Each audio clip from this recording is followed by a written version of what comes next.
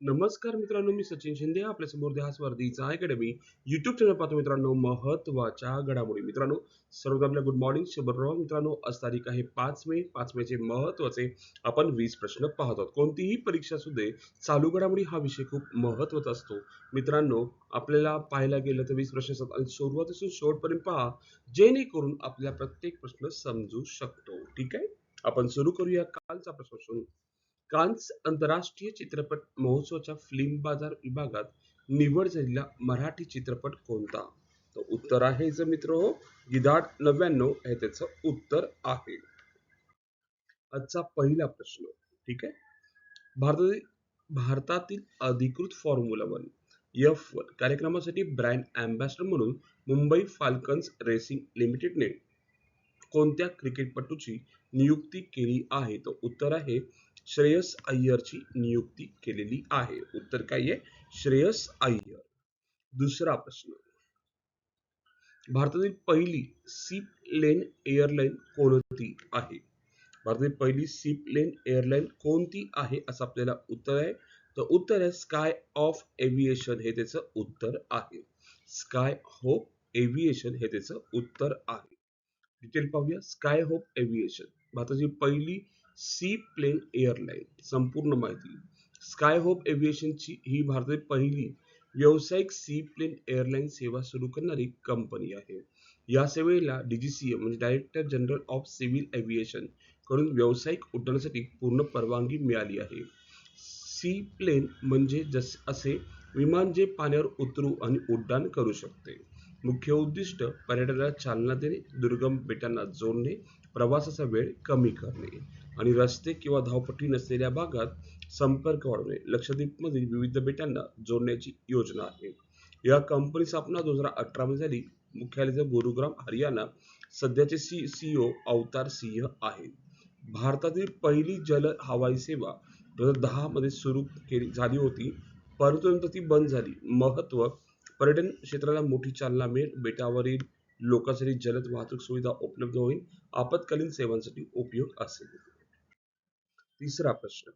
INS Mahendragiri हे कोणत्या प्रकल्पाअंतर्गत विकसित करण्यात आली आहे? तर उत्तर पाहायला गेलं, कोणत्या प्रकल्पाअंतर्गत जर पाहायला गेलं, प्रोजेक्ट 17A अंतर्गत ती विकसित करण्यात आली आहे. देखील पाहूया आपण.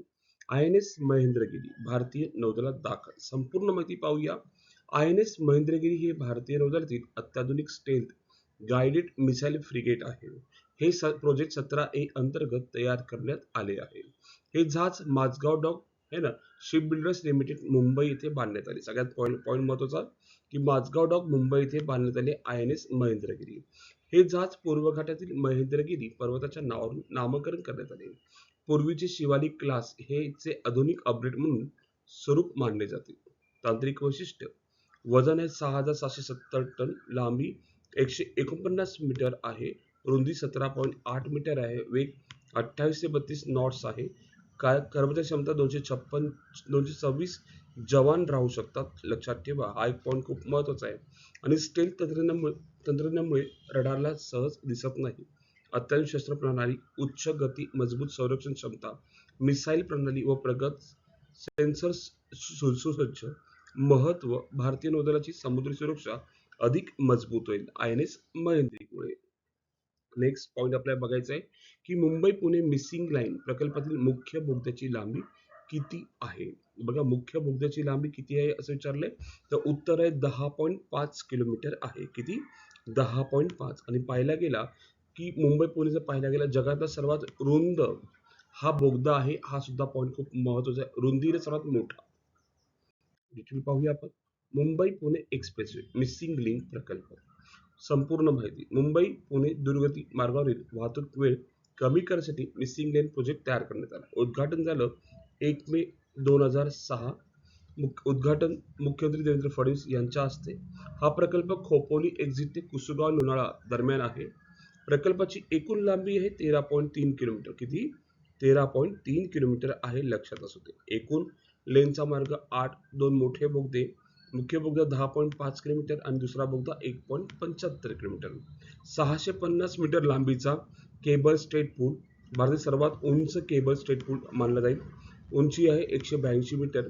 हा बोगदा जगातील सर्वात रुंद बोगद्यापैकी एक मानला जातो. फायदे: मुंबई पुणे प्रवासाचा वेळ कमी होईल, घाटातील धोकादायक वळणे टाळली जातील, इंधन बचत आणि अपघात कमी होईल. लक्षात असू दे, पॉईंट खूप महत्वाचा आहे. एकूण प्रकल्प 13.3 किलोमीटरचा आहे.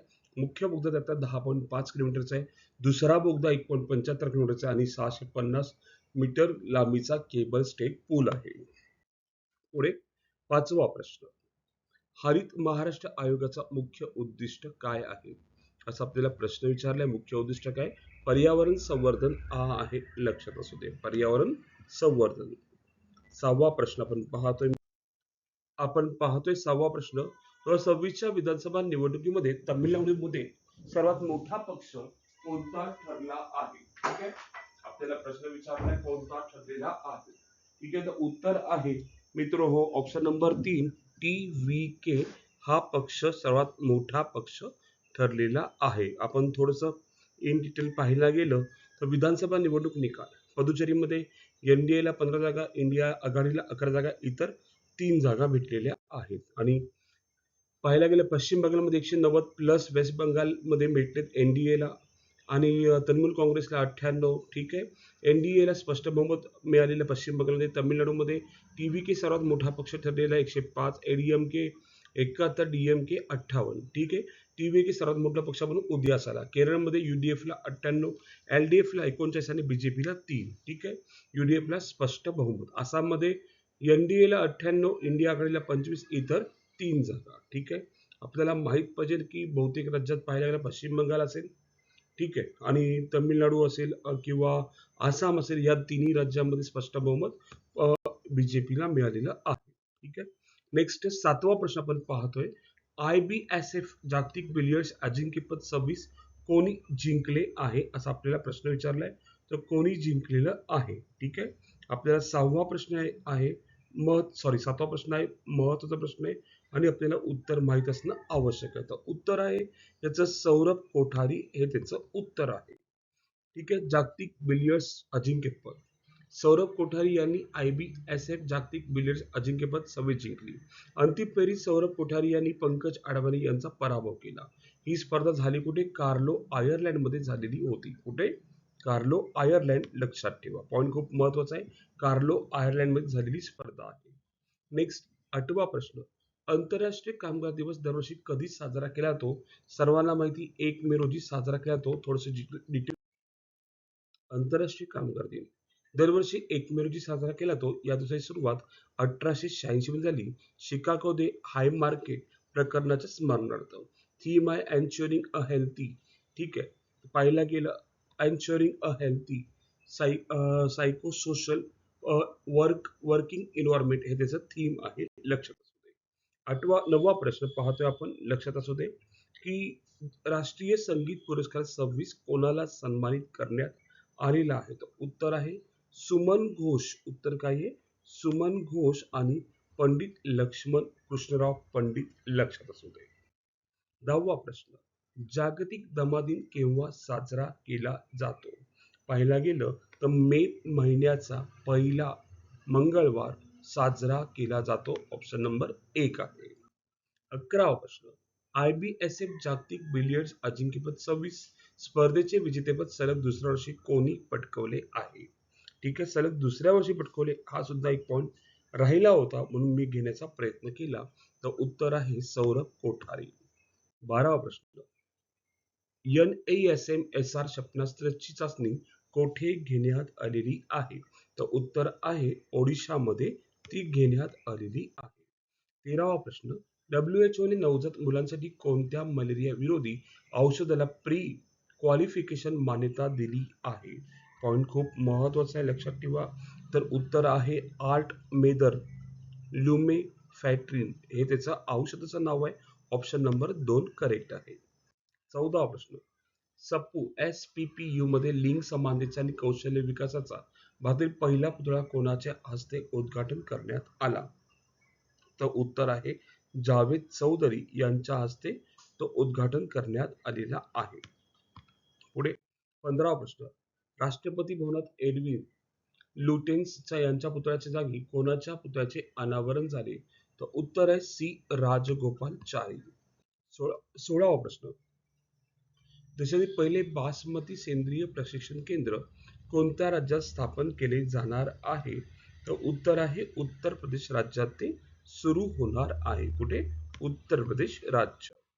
17वा, भारताची पहिली संपूर्ण स्वदेशी बुलेट ट्रेन कोणती कंपनी तयार करणार आहे असा प्रश्न विचारलाय. तर उत्तर आहे BEML तयार करणार आहे. ठीक आहे, उत्तर ऑप्शन नंबर 3. 18वा, गुगल क्लाउड इंडियाच्या पहिल्या AI हबची आधारशिला कोठे बसवण्यात आली आहे? ठीक आहे, 18वा प्रश्न आपण पाहतोय. तर उत्तर आहे विशाखापट्टणम मध्ये बसवण्यात आली आहे. नेक्स्ट 19वा, दिल्ली मेट्रो इंटरनॅशनलचे पहिले CEO कोण बनले आहे? तर उत्तर आहे संजय जमवार बनलेले आहे. 20वा, भारतात पहिला लिथियम आयन बॅटरी पुनर्चक्रण प्रकल्प कुठे सुरू करण्यात आलेला आहे? तर उत्तर आहे सिकंदराबाद मध्ये सुरू करण्यात आलेला आहे. आणि मित्रांनो, सर्वांसाठी आजचा प्रश्न, नोएडा आंतरराष्ट्रीय विमानतळ कोणत्या राज्यात आहे? उत्तर प्रदेश, राजस्थान, दिल्ली, हरियाणा. आपल्याला कमेंटमध्ये उत्तर सांगायचे, उत्तर काय असणार आहे. आणि मित्र आज आपण इथेच थांबू. उद्या याच टाइम रोजी याच वेळी भेटू मित्रांनो. धन्यवाद. थँक्यू.